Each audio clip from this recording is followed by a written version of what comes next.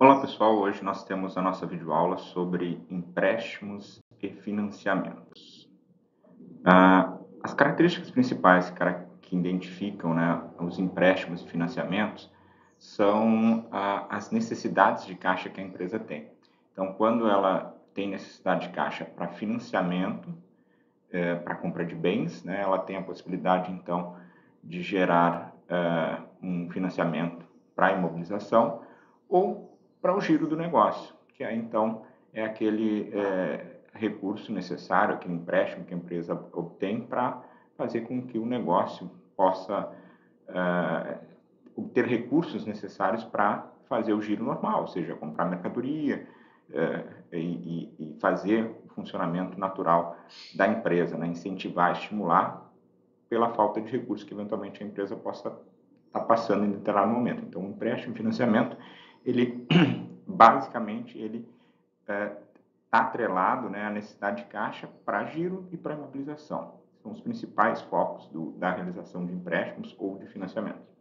Esses empréstimos e financiamentos eles podem ser em moeda nacional ou moeda estrangeira, como nós vamos ver durante a explicação dos demais itens que compõem essa parte da nossa aula. Os empréstimos e financiamentos eles vão aparecer dentro do passivo exigível, tanto no passivo circulante como no passivo não circulante. A descrição e detalhamento deles depende muito da estrutura e organização patrimonial que a empresa faz, mas é muito parecido, o que cai no circulante ou não circulante é muito parecido. Algumas situações, por exemplo, como desconto de duplicatas, que nós vamos ver na sequência, ele tem uma natureza mais de curto prazo, então geralmente ele está no circulante, né? Os empréstimos de giro também são mais de curto prazo, mas às vezes tem alguma coisa de longo prazo. E os empréstimos, sim, de financiamento imobilizado, esse sim, tem sempre uma parcela de curto e outra parcela de longo prazo, ou seja, uma parte no circulante e uma parte no não circulante. A contabilização dos financiamentos e empréstimo, ele ocorre sempre no momento em que a empresa recebe dinheiro, né? Geralmente está associado à data do contrato, mas em alguns casos ela recebe o recurso, ela assina o contrato e recebe um pouquinho depois. Então, a obrigação ocorre e é gerada no momento em que efetivamente se recebe o recurso, né? Se ela receber em parcelas, também vai sendo contabilizado ao registro do financiamento, do empréstimo, no momento em que essas parcelas vão entrando. Então, aí gera efetivamente o passivo e a obrigação da empresa. Quando há encargos, esses encargos vão aparecer também dentro do passivo como uma conta retificadora, como nós vamos ver nos slides seguintes. As variações monetárias, elas ocorrem em função de variação cambial, quando o empréstimo for de moeda estrangeira, e atualização por correção monetária, por indicadores de inflação, quando o empréstimo é de moeda nacional, que nós vamos ver também mais detalhadamente na hora do exemplo. Os financiamentos em moeda estrangeira, normalmente eles agregam variação cambial e juros, né? Então, normalmente a gente tem que fazer primeiro a atualização cambial do empréstimo para depois, então, aplicar os juros que foi contratado, tá? Isso é importante para que haja efetivamente uma informação adequada da variação monetária que ocorreu no empréstimo. A variação, a moeda nacional, quando não tem, então, essa questão cambial, a variação que acontece na moeda nacional geralmente é uma correção monetária decorrente de processo inflacionário, de alguns indicadores, né, como tinha TR, JLP, esses outros tipos de indicadores que são atrelados, né, ao contrato quando há esse tipo de correção. Os juros ele funciona de duas formas, né? Ele funciona de forma pré-fixada ou de pós-fixada. O juros pré-fixado é aquele juros que é estabelecido antecipadamente, tá? Antes, na hora que contrata, tu já sabe que tu vai pagar aqueles juros. Mesmo que tenha flutuação de mercado, mudanças, o juro está fixado, ele é fixo, né? Ele não vai sofrer alterações em função de questões relacionadas à mudança da taxa de juros do Banco Central, coisa desse sentido. E mais do que isso, os juros ele é pago antecipadamente, né? Na verdade, não que ele seja pago, né? Mas ele, na verdade, ele não é efetivamente pago. Mas, por exemplo, a empresa recebe um valor já deduzido os juros, né? Então, o contrato é de 100 mil e ela recebe 90 mil, porque 10 mil, no caso, já é os juros, que vai ser pago depois parceladamente. Já no pós-fixada, a empresa recebe um empréstimo, por exemplo, ela recebe um empréstimo de 100 mil e ela vai ter uma taxa que vai ser agregada a cada parcela. Então, ele vai pagar, o contrato é de 100 mil, ele recebe 100 mil e ele vai pagar mais do que 100 porque vai pagar os juros respectivos de acordo com a taxa que for estabelecida. Né? Diferente do pré-fixado, em que o valor do contrato é 100 mil, eu vou pagar 100 mil, mas os juros eu recebi menos já, porque os juros já estavam embutidos dentro desse valor. Tá? Isso é o que diferencia esses dois tipos de registro. E para efeito contábil, nós vamos ver que os juros pré-fixado, esse antecipado, ele gera a necessidade do registro numa conta separada de encargos financeiros a transcorrer, que é uma conta retificadora do passivo exigível.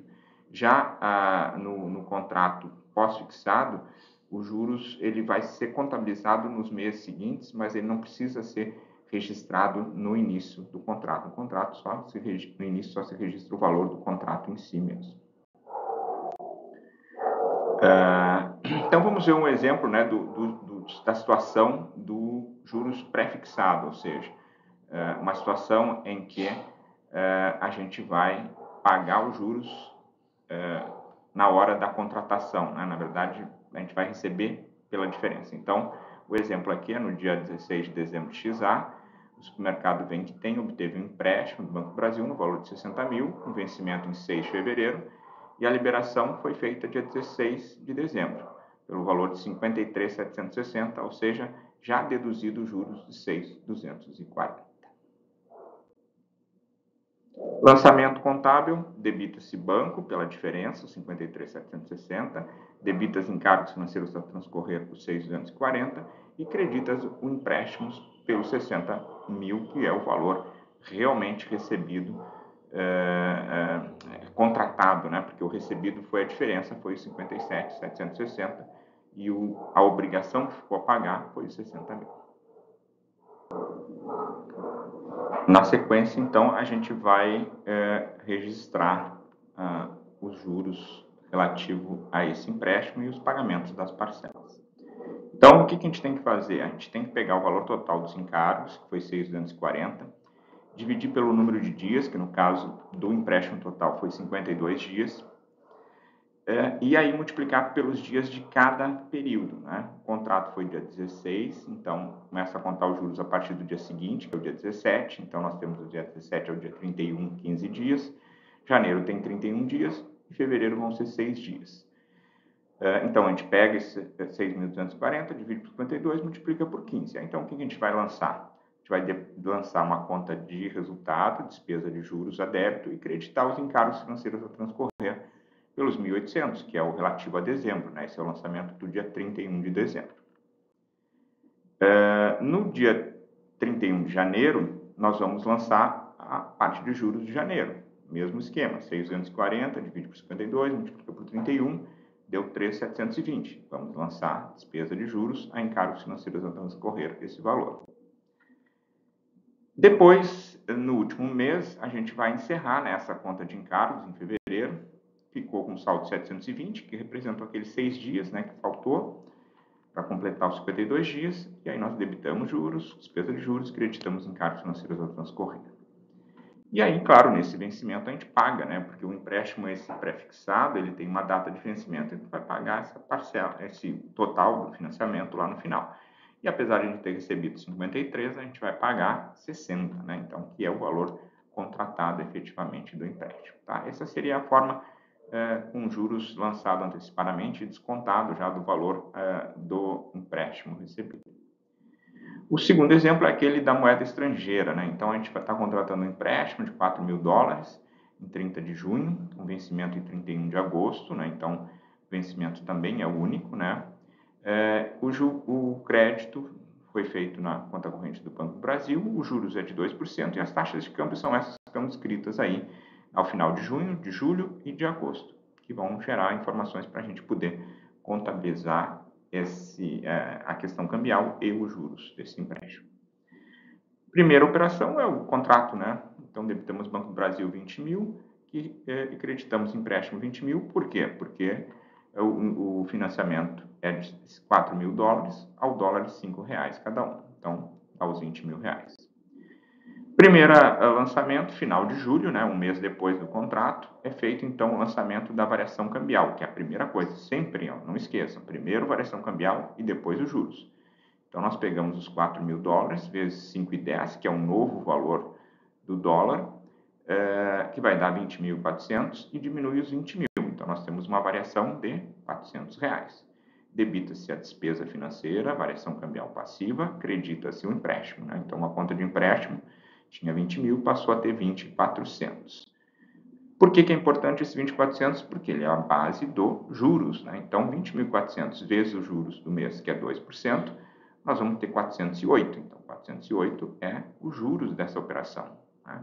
Então, se nós não tivéssemos feito a variação cambial, a gente ia ter um juros sobre 20 mil e não sobre 20.400. Então, resultado, debita despesa de juro, credita empréstimos e financiamentos. Veja que a conta de empréstimo e financiamento está aumentando, né? Ela tinha 20 mil, recebeu 400, agora recebe mais 480. Ou seja, os juros estão sendo adicionados ao empréstimo, diferente do anterior, em que a gente já tinha tirado os juros do valor total, né? Então, agora não, a gente está adicionando variação cambial e juros. Chegamos em agosto, agora é 31 de agosto. 31 de agosto a gente faz novamente a correção, né? Qual é o valor do dólar agora? 5,20. Então, 4 mil dólares vezes 5,20 dá 20.400. Quanto é que a gente tinha antes só da variação cambial, sem os juros? 20.400. Então, 20.800 menos 20.400 mais 400 de juros. Deu redondinho porque a gente aumentou 10 centavos, né? O dólar aumentou 10 centavos, por isso que dá redondo, né? Se o dólar não tivesse aumentado de 10 em 10, ia dar alguma coisa parecida, mas diferente dos 400 redondinho. Debita a variação cambial passiva, acredita empréstimos e financiamento pelos 400 reais. 31 de agosto tem juros também. Então, agora nós vamos pegar os 20.800, né, que é o valor corrigido, e multiplicar pelos juros, que agora é 4%, porque juntou os 2 meses. Não vamos fazer coisa ponderada, juro composto, juros simples, né? 2% em cada mês. Então, segundo mês, mais 2%. Só que sobre o valor da cambial atualizado, né? Que é os 20.800. Vezes 4 deu 832. Nós já tínhamos lançado 408 de juros, que é do primeiro, né? 4 porque é 2% do primeiro, 2 do segundo. Já tínhamos lançado 408 no primeiro, agora fica 832 no total, então temos que lançar a diferença, 424, despesa de juros a empréstimos e financiamentos no exterior. Por fim, juntando tudo isso, se a gente pegar os 832 de juros e mais os 800 de variação cambial dos 2 meses, nós vamos ter um total de 21.632. Então, nós vamos pagar, ao final do período, o empréstimo total, os 20 mil, mais a variação cambial e mais os juros. Então, debitamos empréstimos e financiamentos e creditamos a conta de banco por 21.632. Última parte da nossa aula aqui é o desconto de duplicatas, tá? Então, o desconto de duplicatas é aquele momento em que a empresa tem títulos a receber, notas, faturas a receber de seus clientes, só que ela concedeu prazo para o cliente, mas ela precisa do dinheiro de uma forma mais imediata, né? Ela concede prazo porque o mercado exige, né? Porque o concorrente oferece prazo, eu também vou oferecer prazo, mas eu preciso do dinheiro, então eu vou lá no banco e negocio esse dinheiro, né? Claro que hoje, cada vez mais, com os financiamentos que as operadoras de cartão de crédito oferecem, muitas vezes não vale muito a pena ir para o banco descontar uma duplicata ou um título. Mas, às vezes, a taxa de juros lá do cartão também é alta, então tem que ver o que é melhor para a empresa. Esse exemplo é assim, ó, a empresa tinha uma duplicata de R$1.000, foi lá no banco descontar, o banco cobrou seus juros e mais uma despesa bancária, Então, nós vamos receber antecipadamente R$ 900. Então, essa duplicata vence daqui a um mês, mas eu vou receber ela agora com o desconto que o banco promoveu nessa duplicata, né? Então, o que eu vou lançar? Eu vou receber no banco R$ 900, vou lançar encargos financeiros a transcorrer, aquela mesma conta que a gente usou lá no início, porque funciona igual ao juros antecipado. Só que eu vou creditar duplicatas descontadas. Ao final do mês eu vou apropriar, então, ao final do contrato, porque isso aqui ficou um período bem próximo, né? Eu vou apropriar esses valores, né? Quando a gente tiver vários meses, a gente vai apropriando mês a mês. Aqui foi um contrato rápido, né? Então, eu vou apropriar o valor da despesa bancária e dos juros. Então, era R$ 100, vou debitar R$ 30 de despesa de juros, conta de resultado, vou debitar juros, que é a conta de resultado, R$ 70, e vou creditar encargos financeiros a transcorrer, para encerrar a parte do encargo, né? E, claro, vou pagar a duplicata, né? Então, vou debitar duplicatas descontadas e creditar clientes por valor de R$ 1.000. O que diferencia a duplicata descontada é que o título ele é dado em garantia. Então, quando o meu cliente liquida o título, é só eu baixar aqui, ficar descontado a clientes. Agora, se o meu cliente não pagar, eu é que tenho que pagar para o banco, eu tenho que devolver o dinheiro, né? O banco me antecipou e eu devolvo um valor a mais, né? Porque eu já tive o desconto dos juros. Então, eu debito duplicatas descontadas e credito o banco para pagar o título que o meu cliente não pagou, né? Esse é um problema do desconto, é o risco que tem o desconto de duplicatas. Muito bem, pessoal, essa foi a aula sobre empréstimos e financiamentos, tá? Resumindo, então, os principais elementos que envolvem o registro desse importante elemento do passivo exigível das empresas. Até mais, pessoal!